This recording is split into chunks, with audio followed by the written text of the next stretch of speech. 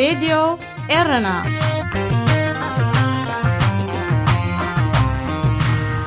زخبر سلامتنا تقبلوا أبستفلالي كورنعات عالم كوينكم نمدبات راديو إيرنا اتكتاتلو زخبركم سمعتنا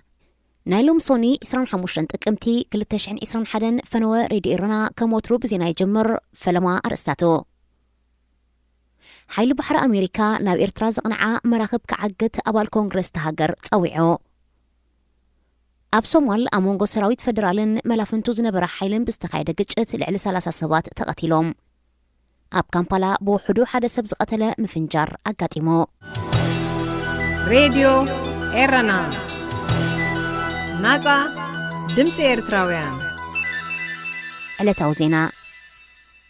سراويت منغستي إرتران إثيوبيان ناب حزب تግራይ ረድኤት ከይበጽሕ ሓጊቶም ስለ ዝርከቡ ንምፍትሑ መንግስቲ ኣሜሪካ ግብራዊ ስጉም ተወስድ ጻውዒት ቀሪቡ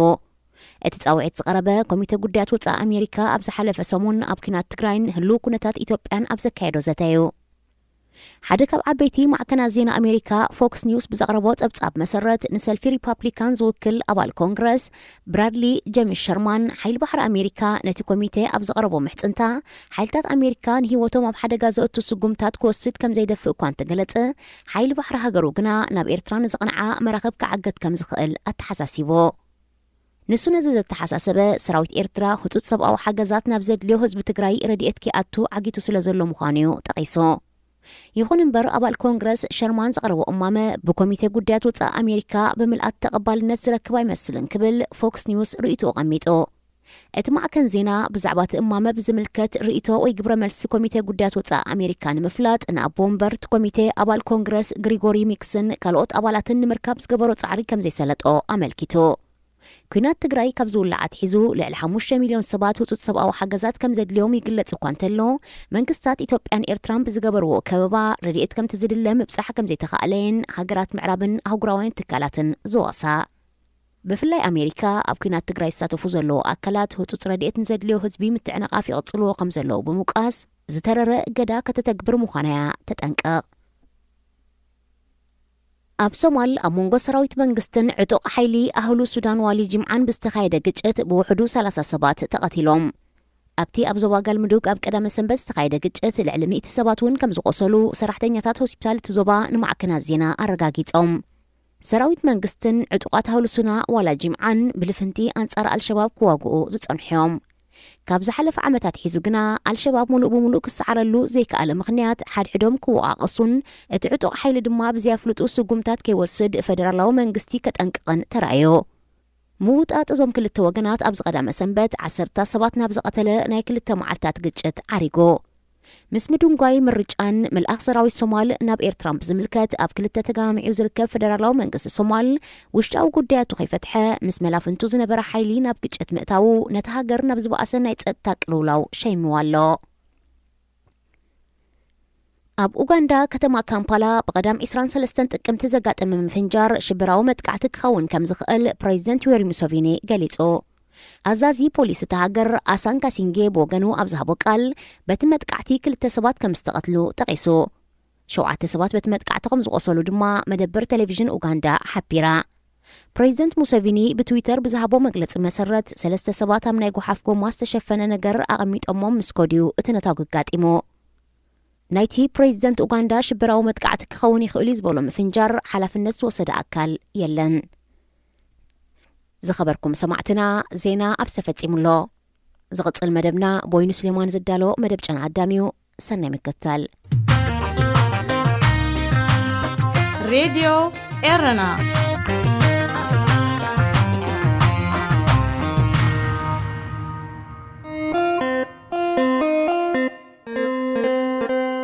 ጨና ኣዳም ኣብ ራድዮ ኤረና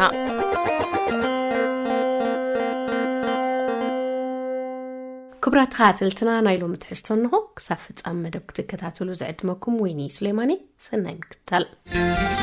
إرنا هنا إذاعة إرنا الدولية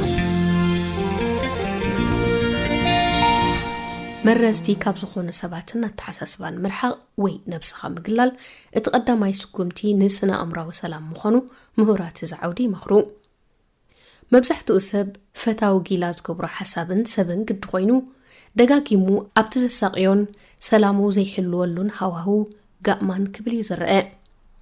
ገለገለ ሰባት ንሽግራቶም ቅድሚ ፈውሲ ምድዳይን ዓቕሚ እንተተረኺቡ ድማ ካብ ሽግሮም ምእላይን ክሳብ ስነ-ኣእምራዊ ሰላሞም ናብ ክጽገነሉ ዘይክእል ደረጃ ዝበጽሕ ኣብቲ ዝሕምሞም እናተደርዑ ከምቲ ቅዱስ ጽሑፍ ዝብሎ ግዲ ኮይኑ ሓደ ገጽ ጉንዲ እዝኖም ተላቲሞም እቲ ካልኣይ ክህቡ ብዙሕ እዋን ይረኣዩ እዮም ትብል ናይ ስነ ልቦና ምህርቲ ጂን ጎልበርት ካብ ዩኒቨርሲቲ ሃኖቨር ነዚ ርእስቲ መልኪታ ኣብ ዝሃበቶ ሓፂር ሰሚናር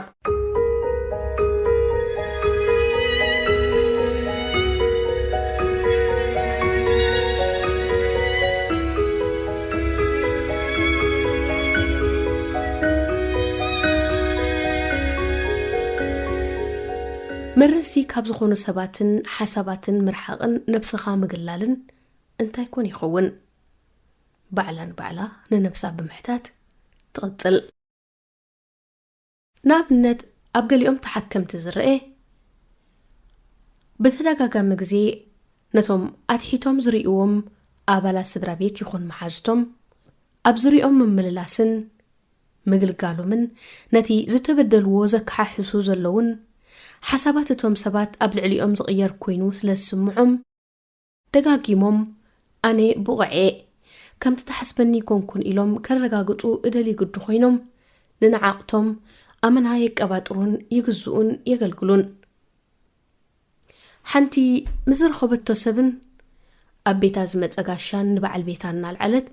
ኣብ ልዕሊኣ ዘውርዶ በደልን ወፅዓን ስነ-ኣእምራዊ ፀቕጥን ናይ ነብሰ ምትሓት ስምዒት ከም ዝስማዓ ዝገብር ሰይጣናዊ መንፈሱን ኣልዒላ እትዕልል ሰብ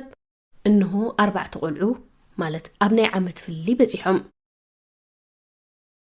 ሽዑት ዕላል ሕጅስ ምእንቲ ደቀ ኢለ እምበር ምዚ ናይ ሰብ ባህሪ ዘይብሉ እንስሳ ዶ ይንበር ናብ ዝብል ካልእ ኣርእስትን መንፈሳ ዘረጋግእን ሓድሽ ዛንታ ተለዊጡ ንሽግራ ለሚዳቶ እንተኾነ ነቲ ምዝመጽ ሓላፍ መንገዲ ኣፋ እትኸፍተሉ ናይ ብሓቂ ከምቲ ትገልጾ ርጉምዲ ኮነን ዘይተፈልጠ ሰብኣያ ኮይና ድማ ንጎረባብቲ ቤተሰብን መሓዙትን እትውርውሮ ሕሜታን ብድዕን ወይ እውን ዘለዋ ስምዒትን ከዓ ዘሰንብድ እዩ ኣብ ፈለማ ረክበን ነዚ ዳርጋ ኣተራርኻ ጥራይ ዝቕይር ዛንታ ዝዕለለታ ሓንቲ ሰብ እትፍጹም ባርነት ኣብ 21 ክፍለ ዘበን ኣዝዩ ሰንቢድዋ ሰብ ኣብ ልዕሊ ካልእ ሰብ ከም ዝኽብድል ስቕ ክበሃል የብሉን ኢላ ካብ ምስምባዳን መሕዛናን እተላዕለ ናብ ዝምልከቶም ኣካላት ከይዳ ሓገዝ ክወሃባ ትሓተላ እሞ ወየግዳየ ባህሊት እቲ እታ ፈታዊታ ካብ ሽግራ ከተድሕና ኢላ ዝወስደቶ ስጉምቲ ፍጹም ሓሶት ምዃኑ ብምኽሓድ ነታ ተሸጊራን መውፅእ ሲኢናን ሓገዘ የድልያንን ኢላ ጽቡቕ ክትገብረላ ዝሓሰበት ሰብ ነቲ ሕጉስ ህይወታን ዝመሰረተቶ ስድራ ቤትን ከም ዝቐንአትላ ብምግላጽ ተመሊሳ ኣብ ምጽላም ኣትያ መሊሳ ድማ ቀረብታን ፈተውታን ሽግራ ከም ዘይግደሳሉን ነተግባራት በዓል ቤታ ብቓላት ምስኣ ስለ ዘይኩንንኦ ምስ ኩነታታ ከም ዘይደናገጻ ትወቅስ ንገሊአን እውን ዘሰንብድ በደል በፂሑኒ ምስ በለተን ንበዓል ቤታ ዝጸርፍኦ ወይ እውን ብዛዕባኡ ዝበለኦ ከም ዘሕመማ ኣብ ካልእ እዋን እውን ትዛረብ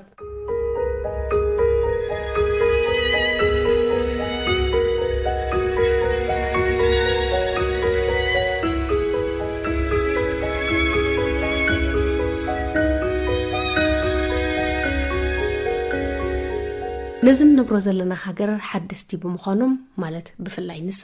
ኣብ ዝቐረባ እዋን ዝመፀት ብምዃና ነቶም ሓገዝ ክህብዋ ዝኽእሉ ክኢላታትን ሰብ ሞያን እውን ክትኣምኖም ከም ዘይብላ በዓል ቤታ ከም ዝሕብራ ትነግር ንምሳሌ ኣብ መንጎና ዘሎ ነገራት ምስ ዝኾነ ሓኪም ወይ ክኢላ እንትዕሊልኪ ደቅና ክወስድልና እዮም ወይ ሓዳርና ክብተን እዩ ክፈላልዩና እዮም ሽዑ ንስኺ ክንዲዚኦም ዝኣኽሉ ቆልዑ ሒዝኪ ፍትሕቲ ኮይንኪ ክትነብሪኺ ንባህልና ኣይርድእዎን እዮም ኣብ መንጎ መንጎኽን ዘሎ ሽግር ኣብ ባህልና ንቡር እዩ ክትሰርሕ ኮነ ኣብ ከባቢኣ ምስ ዝነብሩ ደቂ ዓዳ ክትራኸብ ከም ዘይፈትወላን ካልእን እውን ትዕልል እያ ነዚ ኣብ ቅድሚ ሕጊ ቀሪባ ከተረጋግጾን ወናኒት ናጽነታ ክትከውን መንገዲ ከም ዘለዋን ምስ ሓበርካያ ግን ንእለቱ ሙሉእ ዛንታ በዓል ቤታ ለዊጣ ፈቃር ዳእኮ ፈቃር እዩ ከምዚ ይገብረልናዩ ከምቲ እውን ይውስኸናዩ ከምዚ እውን እዩ እኸውን ትዕላል ኣብ ነፍሲ ወከፍ ርክብን ሓገዝ ንምርካብ እትመላለሶ ግዜን ምእተው ዕላላ መረሬ ወይ በደል በዓል ቤታዩ እንትኾነ ኣብ ኩነታታ ለውጢ ኣይትደልን እያ ግዳይነት ሓደገኛዩ ከም ደበና ካብ ክውንነት ክሽፍነካን ክርሕቐካን ሓይል ኣለዎ ናይ ግዳይነት ስምዒት ነቲ ንስኻ እተሓስቦን ንዓኻ ዝስማዓካን ጥራይ ከም ትርኢ ብምግባር ካብ ውድዓውነት ዘገይሽ እውን እዩ በዚ መንፈስ ዝርኢ ሰባት ኣብ ትፍጹም ንቕድሚት ዘይኽይድ ኣተሓሳስባታት ምሕር ጥሒሎምን ናይ ግዳይ ስምዒት ኣሳጺዎምን ኣወንታ ምርኣይ ይሽገሩ እዮም ትብል ዶክተር ጅን